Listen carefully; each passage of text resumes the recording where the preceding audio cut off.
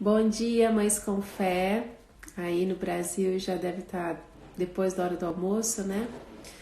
Mas essa foi a hora que eu consegui entrar. Hoje as crianças não tiveram aula, tô cuidando de um outro menininho aqui com eles, mas eu tava fazendo meus estudos, né, em Gênesis, como vocês podem ver, as minhas devocionais têm sido em Gênesis, e eu falei, preciso compartilhar, né? O que a gente aprende, a gente compartilha, né? Eu acho que isso é tão importante. Então, eu tenho aprendido que a primeira coisa que nós fazemos ao acordar é ler a palavra de Deus, estudar a palavra do Senhor, orar, arrumar a nossa cama e depois falar de Jesus para as pessoas, né? Então, esse capítulo 14 do versículo do livro de Gênesis que eu estou estudando é um livro que fala muito sobre guerras e toda vez que a gente lê muito sobre guerras em Gênesis, a gente acaba se desinteressando um pouco porque a gente acaba não entendendo aqueles nomes. Mas esse capítulo 14 foi tipo uma primeira guerra mundial mesmo, parece, sabe? Foram 4 reis contra 5 reis. E só para dar um panorama de como que foi, e eu quero destacar aqui nessa devocional, nessa manhã, a figura de Jesus, que eu acho que representa a figura de Jesus aparecendo nesse cenário de guerra, né? Então, o que acontece? No capítulo 13, Deus promete a Abrão a terra prometida, né, Canaã, e ele promete a terra prometida, e aí ele tem a desavença lá com seu sobrinho Ló, e o Ló vai para a terra onde que ele escolheu, né? E é uma terra muito perigosa, embora seja bonita aos nossos olhos, aos olhos dele, né, na época, mas é uma terra muito perigosa, né? O que acontece?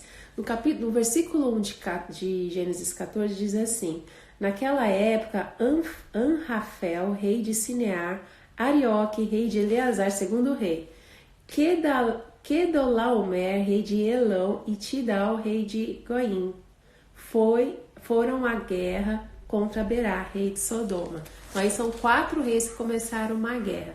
Esse Kedorlaomer é tipo como se fosse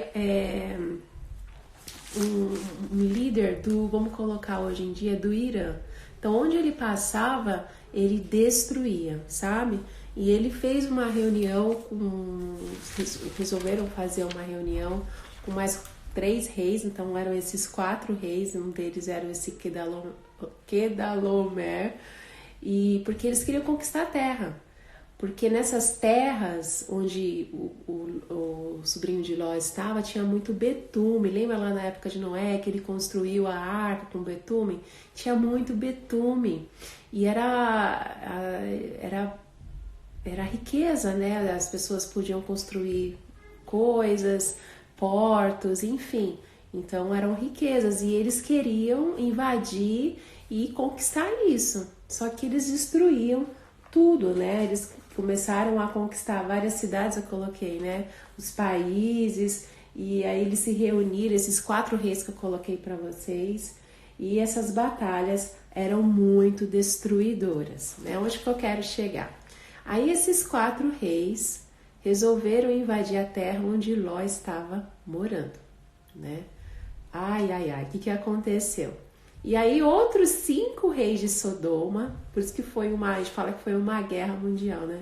Outros 5 reis de Sodoma, que aí tem os vários nomes aqui no capítulo 14, depois vocês vão entender esse panorama que eu estou passando, eles quiseram também conquistar a terra, conquistar essas riquezas.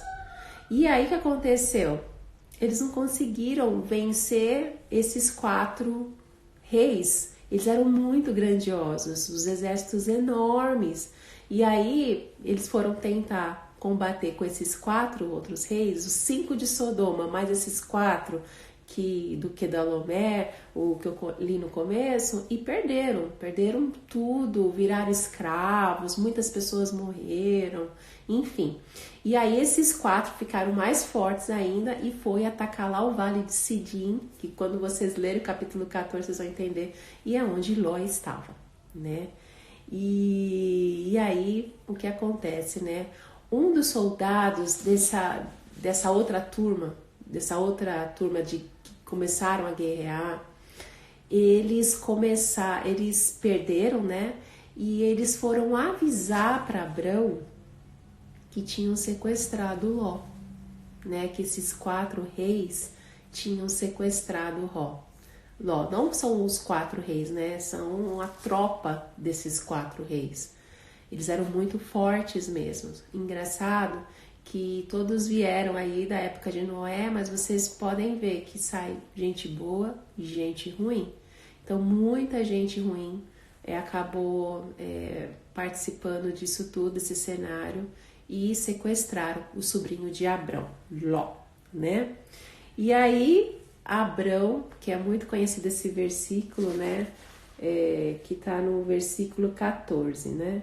De Gênesis 14, diz assim: quando Abrão ouviu que seu parente fora levado prisioneiro, ou seja, Ló, né, o sobrinho, mandou convocar os 318 homens treinados, nascidos em sua casa, e saiu em perseguição aos inimigos até Dan, onde eles tinham levado o sobrinho. Aí foram à noite, fizeram uma armadilha, e esse exército de Abrão era muito forte. E aí eles conseguiram, né?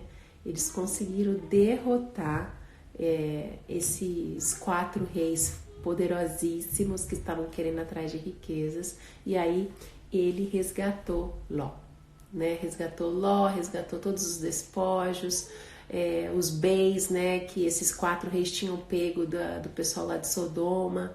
Enfim, Abrão conseguiu resgatar com a sua tropa. Então eu dei esse panorama porque eu achei muito interessante o que vem agora. No versículo 17 tem o título assim: Melquisedeque abençoa Abrão. Então depois que Abrão foi lá e resgatou Ló, aparece um ser chamado Melquisedeque. Esse ser, essa pessoa, aqui diz o seguinte, duas coisas sobre Melquisedeque. Ele era rei de Salém, que é a futura Jerusalém, e sacerdote do Deus Altíssimo. Trouxe pão e vinho e abençoou Abrão, dizendo: bendito seja Abrão pelo Deus Altíssimo, Criador dos céus e da terra. E bendito seja o Deus Altíssimo que entregou os seus inimigos em suas mãos. Né? E ele apareceu do nada e foi embora do nada, né? Por isso, e ele, Melquisedeque, pelo que eu tenho estudado, ele aparece de novo em Hebreus, né? E em Hebreus fala que Melquisedeque pode representar o próprio Jesus ou uma figura de Jesus, né? A gente não sabe, mas pela forma que ele veio, abençoou, e ele diz que era maior que Abrão. Por quê? No versículo 20, ele diz assim: e bendito seja o Deus Altíssimo, e Abrão lhe deu o dízimo de tudo. Dízimo do quê? Da guerra que ele conseguiu pegar Ló, e ele conseguiu resgatar todas as riquezas lá do povo que estava lá na região de Ló. Ele conseguiu resgatar tudo do pessoal de Sodoma, estava tudo com Abrão. E Abrão deu o dízimo disso, de tudo que ele tinha resgatado. E aí depois desapareceu, né? Melquisedeque desaparece, por isso que eu vejo que essa figura de Jesus apareceu nesse cenário, né? Abençoando, e Abrão, como uma forma de reconhecimento ao nosso Deus, ele deu dízimo de tudo que ele tinha conseguido nessa guerra que ele venceu, né? E aí, para terminar, o rei de Sodoma, aqueles 5 reis que tentaram combater contra, eles perderam tudo, né? Ele pede para Abrão as pessoas, pode ficar com os bens, Abrão, mas me devolve o pessoal que você conseguiu resgatar, né? E Abrão, íntegro do jeito que ele era, ele falou assim, eu não quero nada. Não quero que lá pra frente você chegue e fala pra mim assim que vocês ficaram pobres porque eu fiquei com todas as suas riquezas. E Abrão devolveu tudo, ele não quer nada. Ele falou assim, eu fui com o objetivo mesmo de resgatar o meu sobrinho, né? E ele devolveu todas as coisas lá pro rei de Sodoma. Então tá aqui, ó. Mas Abrão respondeu ao rei de Sodoma no versículo 22. De mãos levantadas ao Senhor, o Deus Altíssimo, Criador dos céus e da terra, juro que não aceitarei nada do que lhe pertence, nem mesmo um cordão ou uma correia de sandália, para que você não venha dizer, eu enriqueci Abrão, nada aceitarei, a não ser que os meus servos comeram a porção pertencente a Aner, Escol e Man. E aí são 3 pessoas que foram ajudar Abrão nessa guerra aí quando ele foi resgatar. Ele falou assim, pode deixar alguma coisa para eles se vocês quiserem, né? Mas para mim mesmo eu não quero. Enfim, o que a gente aprende, né? Quando a gente vê um capítulo tão difícil de entender e eu tive que estudar para poder entender, né, e poder repassar, a gente consegue gravar a palavra de Deus fazendo esse exercício que eu estou fazendo aqui com vocês. Né? Lê, estuda e repassa, porque aí fixa mais. Então, na verdade, eu estou refixando o que eu aprendi, né? Com relação a esse cenário de guerra, né? A Primeira Guerra Mundial, vamos colocar assim, muitas nações brincando com outras, tentando busca de poder, né? E Jesus aparecendo através aí dessa figura aí de Melquisedeque, é o que parece, né? Que ele vem do nada e vai embora do nada. E assim, algumas lições que a gente aprende com esse cenário, né? Abrão, ele não se esquivou de nada, primeira coisa, né? Ele foi lá em busca do seu sobrinho Ló, né? Ele não teve dificuldade de reconhecer que o dízimo era importante. O dízimo era muito importante. Então, de tudo que ele fez, de tudo que ele conseguiu conquistar, ele foi e abençoou, reconheceu o nome de Deus, honrou o Senhor e deu o dízimo para Melquisedeque, né? E Abrão, ele não quis ficar com riqueza nenhuma, não quis ficar com nada, né? Que coisa bonita, né? Imagina, hoje você ganha uma guerra, ganha riquezas e como o seu objetivo não era isso, era resgatar uma pessoa e você diz, não, eu não quero isso, né? Então, uma pessoa muito íntegra. A gente tem muito que aprender com a história de Abrão. Além dele ser um homem de fé, ele traz essa integridade no seu agir, na integridade com as pessoas, integridade com sua família e principalmente uma honra ao Senhor, né? Ser íntegro, honesto, para honrar o nome de Deus, né? E eu acho que essa figura, né, de Jesus que aparece no Antigo Testamento, relatada aí por Moisés, que escreveu esse livro, foi para mostrar que o Senhor abençoa, o Senhor se alegra quando a gente tem esse tipo de atitude. É o caráter de Cristo em nós, né? Então, que nós possamos aprender com esse capítulo 14, que não é um capítulo fácil, mas que possa abençoar você e que você possa também compartilhar e abençoar outras pessoas.